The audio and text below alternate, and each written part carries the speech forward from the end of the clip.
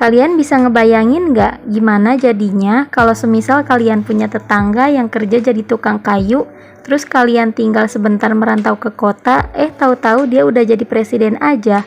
Sosok tetangga yang akan kami bahas pada episode Biotokoh ini, beliau adalah Joko Widodo.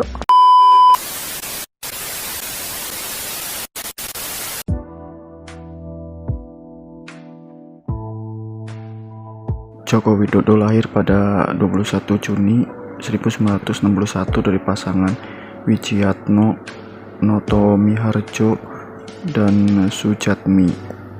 Ayahnya berasal dari Karanganyar, sementara kakek dan neneknya berasal dari sebuah desa di Boyolali. Ia merupakan anak sulung dan putra satu-satunya dari 4 bersaudara. Ia memiliki 3 orang adik perempuan bernama Lid, Sriyantini, Hidayati, dan Titik Relawati. Ia sebenarnya memiliki seorang adik laki-laki bernama Joko Lukito, tetapi meninggal saat persalinan. Sebelum berganti nama, Joko Widodo memiliki nama kecil Mulyono. Dengan kesulitan hidup yang dialami, ia terpaksa berdagang, mengojek payung, dan menjadi kuli panggul untuk membiayai sendiri keperluan sekolah dan uang jajan sehari-hari. Saat anak-anak lain ke sekolah dengan sepeda, ia memilih untuk tetap berjalan kaki. Mewarisi ahli bertukang kayu dari ayahnya, ia mulai bekerja sebagai penggergaji di umur 12 tahun. Jokowi menikah dengan Iriana di Surakarta pada tanggal 24 Desember 1986 dan memiliki 3 orang anak, yaitu Gibran Raka Buming Raka, Kahiyang Ayu, Kaisang Pangarep.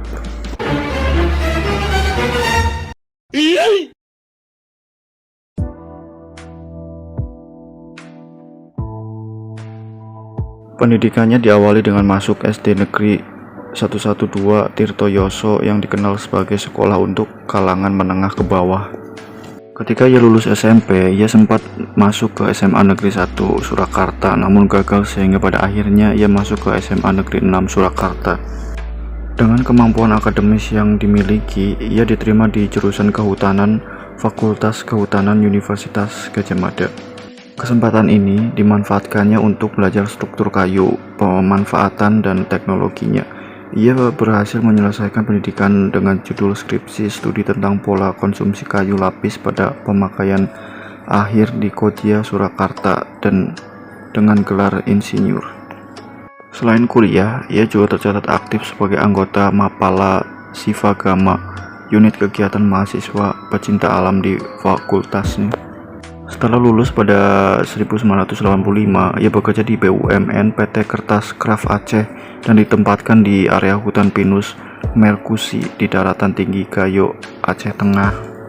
Namun ia merasa tidak betah dan pulang menyusul istrinya yang sedang hamil 7 bulan. Ia bertekad berbisnis di bidang kayu dan bekerja di usaha milik pamannya, Miyono, di bawah bendera CV Roda Jati.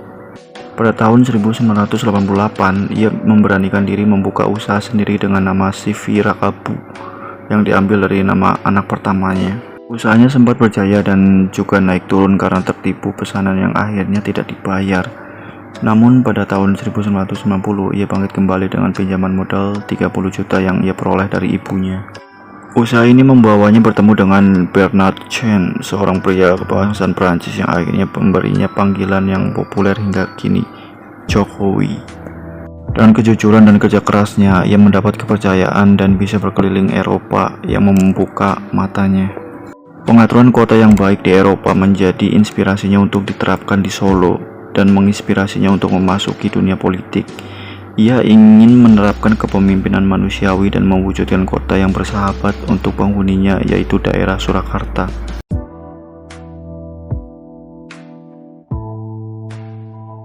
Pada Pilkada Kota Solo pada tahun 2005, Jokowi diusung oleh Partai Demokrasi Indonesia Perjuangan (PDIP) dan Partai Kebangkitan Bangsa (PKB) untuk maju sebagai calon wali kota Surakarta. Ia berhasil memenangkan pilihan tersebut dengan persentase suara sebesar 36,62%. Setelah terpilih, dengan berbagai pengalaman pada masa muda, ia mengembangkan Solo yang sebelumnya buruk penataannya dan menghadapi berbagai penolakan masyarakat untuk ditertibkan. Di bawah kepemimpinannya, Solo mengalami perubahan dan menjadi kajian di universitas dalam dan luar negeri. Salah satunya adalah kemampuan komunikasi politik Jokowi yang berbeda dengan kebanyakan gaya komunikasi politik pemimpin lainnya pada masa itu, yang menjadi kajian riset mahasiswa pasca sarjana Universitas Indonesia. Di bawah kepemimpinannya, bus batik Solo Trans diperkenalkan. Berbagai kawasan seperti Jalan Slamet Riyadi dan Ngarsopuro diremajakan, dan Solo menjadi tuan rumah berbagai acara internasional. Selain itu, Jokowi juga dikenal dengan pendekatannya dalam merelokasi pedagang kaki lima yang memanusiakan manusia. Berkat pencapaiannya ini, pada tahun 2010 ia terpilih lagi menjadi wali kota Surakarta dengan suara melebihi 90%. Kemudian pada tahun 2012 ia dicalonkan oleh PDIP sebagai calon gubernur DKI Jakarta.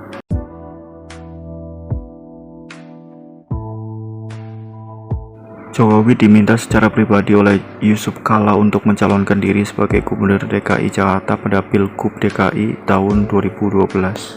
Karena merupakan kader PDI Perjuangan, maka Yusuf Kala meminta dukungan dari Megawati Soekarno Putri yang awalnya terlihat masih ragu. Sementara itu Prabowo Subianto dari Partai Gerindra juga melobi PDI Perjuangan agar bersedia mendukung Jokowi sebagai calon gubernur karena membutuhkan 9 kursi lagi untuk bisa mengajukan calon gubernur. Sebagai wakilnya, Basuki Cahayapurnama yang saat itu menjadi anggota DPR dicalonkan mendampingi Jokowi. Pasangan ini awalnya tidak diunggulkan. Hal ini terlihat dari klaim calon pertama yang diperkuat oleh lingkaran survei Indonesia bahwa pasangan Fauzi Bowo dan Nahrawi Ramli akan memenangkan pilkada dalam satu putaran. Namun hasil pilgub putaran pertama dari KPU memperlihatkan Jokowi memimpin dengan 42,6% suara, sementara Fauzi Bowo di posisi kedua dengan 34,05% suara. Pasangan ini berbalik diunggulkan memenangi pemilu kada DKI 2012 karena kedekatan Jokowi dengan Hidayat Nur Wahid saat pilkada wali kota Surakarta 2010. Serta pendukung Faisal Basri dan Alex Nurdin dari hasil survei cenderung beralih kepadanya. Namun keadaan berbalik setelah partai-partai pendukung calon lainnya yang di putaran pertama malah menyatakan dukungan kepada Fauzi Bowo. Pertarungan politik juga merambah ke media sosial dengan peluncuran Jasmev, pembentukan media center, serta pemanfaatkan media baru seperti YouTube. Putaran kedua juga diwarnai tudingan kampanye hitam yang antara lain berkisar dalam isu SARA, isu kebakaran yang disengaja, korupsi, dan politik transaksional. Pada 29 September 2012, KPUD DKI Jakarta menetapkan pasangan Jokowi Ahok sebagai gubernur dan wakil gubernur DKI yang baru untuk masa bakti 2012-2017 menggantikan Fauzi Bowo dan Priyanto.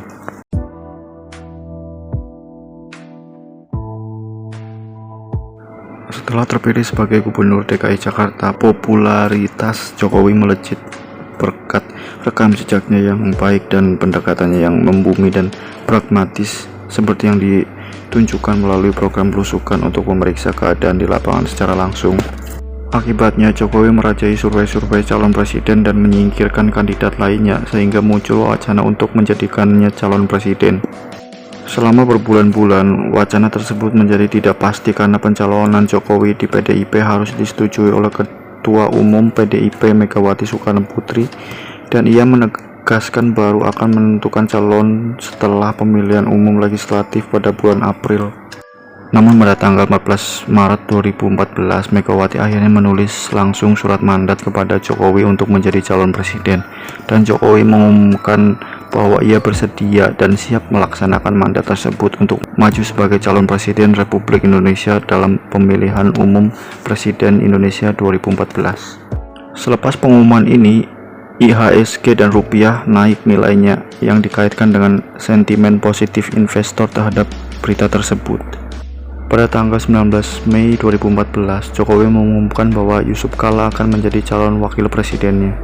Pencalonan tersebut didukung oleh koalisi Partai Demokrasi Indonesia Perjuangan, Partai Nasdem, Partai Kebangkitan Bangsa, dan Partai Hanura. Pada hari yang sama, Jokowi dan Yusuf Kala secara resmi mendaftar di Komisi Pemilihan Umum. Setelah mendengar hasil hitung cepat dari berbagai lembaga survei, Jokowi menyatakan kemenangan pada 9 Juli. Namun lawannya Prabowo Subianto juga menyatakan kemenangan, membingungkan warga Indonesia. Pada 22 Juli, beberapa jam sebelum pengumuman hasil Pilpres, Prabowo mengundurkan diri dari Pilpres. KPU pun mengumumkan kemenangan Jokowi berjam-jam kemudian. KPU menyatakan Jokowi menang dengan 53,15% suara, sementara Prabowo mendapatkan 46,85% suara, meskipun kubu Prabowo membantah total ini. Setelah kemenangannya, Jokowi menyatakan bahwa tumbuh di bawah rezim Orde Baru yang otoriter dan korup. Ia tidak pernah menyangka seseorang dengan latar belakang kelas bawah bisa menjadi presiden. Jokowi adalah presiden Indonesia pertama yang tidak berasal dari militer atau elit politik. Dan menurut komentator politik Salim Said, rakyat memandang Jokowi sebagai seseorang yang merupakan tetangga kita yang memutuskan untuk terjun ke dunia politik dan mencalonkan diri sebagai presiden.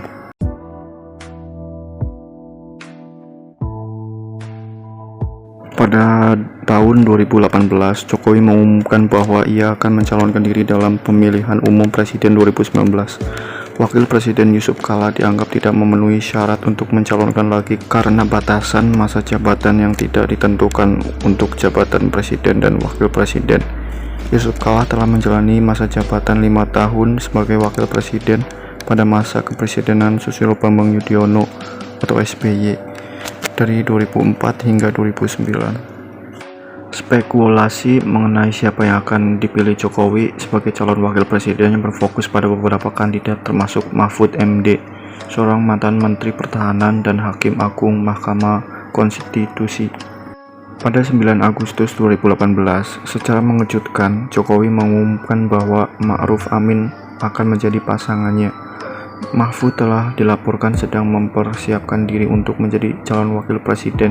Namun setelah dorongan oleh beberapa partai dari koalisi pemerintah Jokowi dan tokoh-tokoh Islam yang berpengaruh, Ma'ruf dipilih sebagai gantinya. Jokowi memilih Ma'ruf karena pengalaman yang luas dalam urusan pemerintahan dan agama. Setelah 4 tahun menjabat, tingkat kepuasan publik terhadap Jokowi tetap tinggi, berkisar antar 60-70%. Hasil hitung cepat menunjukkan bahwa Jokowi diperkirakan memenangkan Pilpres dengan suara 54%. Akan tetapi, Prabowo mengklaim bahwa perhitungan oleh tim kampanye sendiri menunjukkan bahwa dia meraih suara 62%.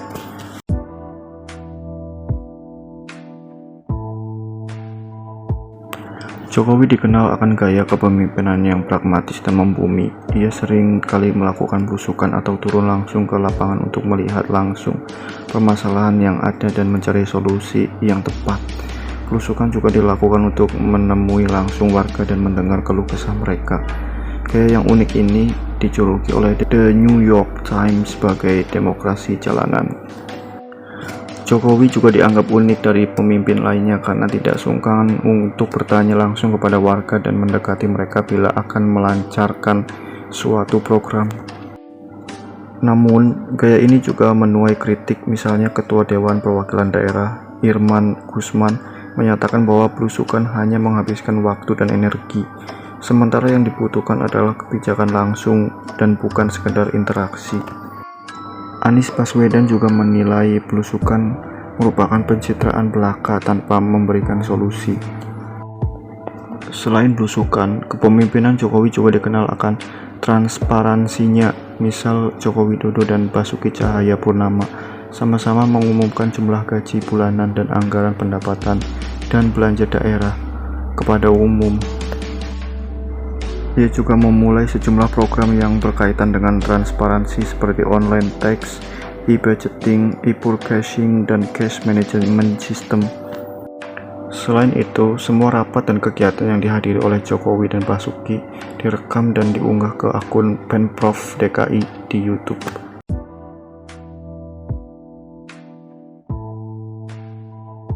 Jokowi mengklaim bahwa ia menghindari pemasangan spanduk, poster, stiker, dan baliho di taman kota atau jalan karena menurutnya dapat mengotori kota, sehingga ia secara langsung mencopot spanduk di depan bioskop.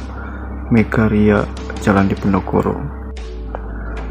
Selama kampanye Pilkada Jakarta, Jokowi juga dikenal akan baju kotak-kotaknya yang menurutnya dibeli 1 jam sebelum berangkat ke Komisi Pemilihan Umum Daerah dan dikatakan mewakili warna-warni Jakarta yang harus diakomodasi. Salah satu kekuatan Jokowi dalam berkampanye adalah penggunaan media sosial selama kampanye Pilkada Jakarta. Ia meluncurkan JASMIV atau Jokowi Ahok Social Media Volunteer yang merupakan jaringan antar kelompok sukarelawan tanpa bayaran. Selain itu, Jokowi juga membentuk media center dan mampu memanfaatkan YouTube sebagai wadah kampanye baru. Pihak Fauzi Bowo sendiri mengakui keunggulan Jokowi di kanal ini. Berdasarkan hasil audit Komisi Pemilihan Umum DKI Jakarta pada Agustus 2012, pemasukan dana kampanye pasangan Jokowi Basuki tercatat sebesar 16,31 miliar, sementara pengeluarannya mencapai 16,09 miliar. Sebagian besar dana dialokasikan untuk spanduk, alat peraga, dan bahan kampanye, dengan biaya penyebaran bahan kampanye sebesar 4,2 miliar, alat peraga sebesar 2,6 miliar, dan rapat umum sebesar 2,1 miliar. Biaya iklan cetak sendiri tercatat sebesar 729 juta, sementara biaya iklan radio mencapai 516 juta. Jokowi mengklaim bahwa sebagian besar dana digunakan untuk kampanye murah dengan sasaran rakyat kecil. Sebagai pembanding, pengeluaran kampanye Fauzi Bowo tercatat sebesar 62,87 miliar, sementara pemasukan dana kampanyenya mencapai 62,63 miliar.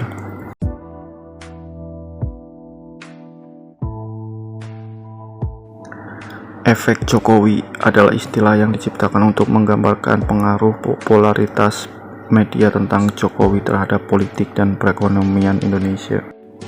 Ketika Jokowi dideklarasikan sebagai calon presiden pada pemilihan umum presiden 2014, diyakini popularitas Partai Demokrasi Indonesia Perjuangan terdongkrak hingga 30% pada pemilu legislatif Indonesia 2014. Sementara di pasar modal, efeknya disebut bisa menggairahkan pasar saham Indonesia dan rupiah karena Jokowi dinilai punya rekam jejak yang bersih.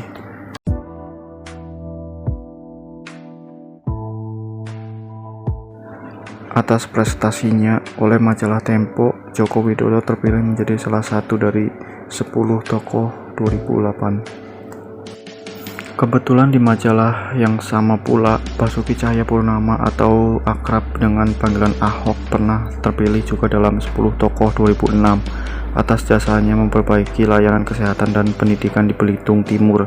Ahok kemudian menjadi pendampingnya di Pilgub DKI tahun 2012. Ia juga mendapat penghargaan internasional dari Kemitraan Pemerintahan Lokal Demokratis Asia Tenggara (Delgosi). Ini atas keberhasilan Solo melakukan relokasi yang manusiawi dan pemberdayaan pedagang kaki lima. Pada tanggal 12 Agustus 2011, ia juga mendapatkan penghargaan Bintang Jasa Utama untuk prestasinya sebagai kepala daerah mengabdikan diri kepada masyarakat. Bintang Jasa Utama ini adalah penghargaan tertinggi yang diberikan kepada warga negara sipil. Pada Januari 2013, Joko Widodo dinobatkan sebagai wali kota terbaik ketiga di dunia atas keberhasilan dalam memimpin Surakarta sebagai kota seni dan budaya, kota paling bersih dari korupsi, serta kota paling baik penataannya. Oleh KPK, dia diberi penghargaan atas keberaniannya melaporkan berbagai barang gratifikasi yang diterima. Atas kemampuannya mensosialisasikan program-program pemerintah sehingga mendapatkan dukungan masyarakat banyak, ia diganjar sebagai Marketer of the Year 2012 oleh Mark Plus Conference 2013 Marketing into Innovation and Technology. Terima kasih telah menyimak video bio tokoh ini sampai habis. Jangan lupa subscribe, like, share video ini supaya channel ini terus berkembang, dan jangan lupa tinggalkan komentar di bawah jika ada kekeliruan dan kesalahan saya dalam penyampaian. Kalian juga bisa loh menjadi investor dari channel ini dengan cara mengirim suntikan dana pada link Saweria di bawah. Berapapun nominalnya itu sangat berarti untuk kami.